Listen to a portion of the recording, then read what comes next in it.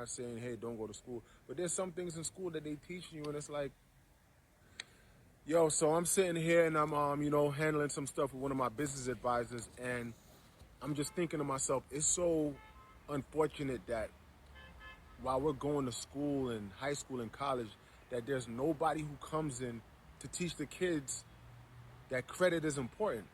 They want to tell you all these things about getting a job and you want to do this and you want to buy a house. You can't do that without good credit. I really feel like there's a lot of things in school. I'm not saying, hey, don't go to school, but there's some things in school that they teach you, and it's like algebra and like you're not using that in real life. But your credit, like it don't matter how much money you have. At the end of the day, you need good credit. You want to buy a house, you want to buy a car, you need good credit. There's a lot of people out there that when you sign up and you go to college, your first day of walking into college, there's somebody out there at a desk offering you a free credit card with a $1,000 or $2,000 limit.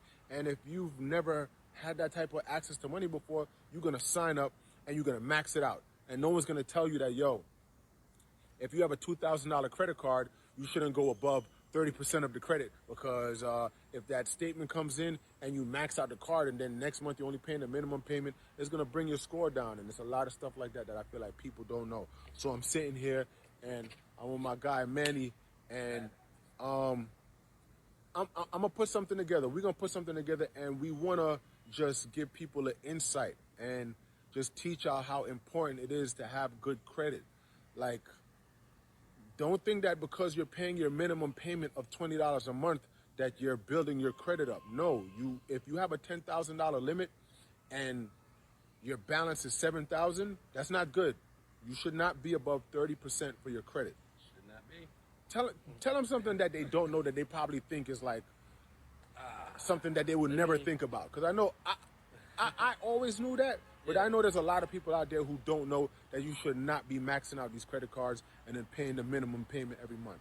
Yeah, so the biggest thing that I think that one of the biggest misconceptions is, I've been talking to this a lot with even Safaree, is like there's a difference between the due date of a credit card and a reporting date of a credit card. Most people do not know that.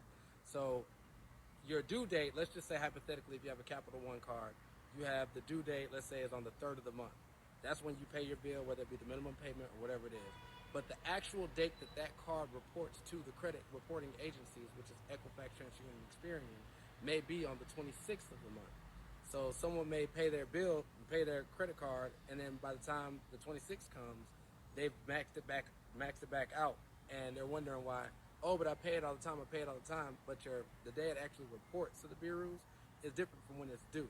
So pay attention to that reporting date. You can find that out when you apply for whether it be credit, check total, TransUnion.com, Experian.com. They'll have those dates that let you know when those cards report onto the credit bureaus, and then just have that information handy, and you'll be all right. Yeah, see, and that's a little bit of game. We're gonna give you all we're gonna give you all a whole bunch more.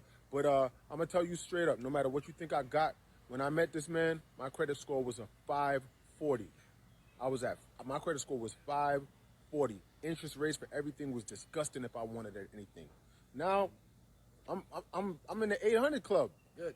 You know what I'm saying? I got some amazing things that I'm working on, and I can't wait to let people know that I'm doing it. And it has a lot to do with good credit.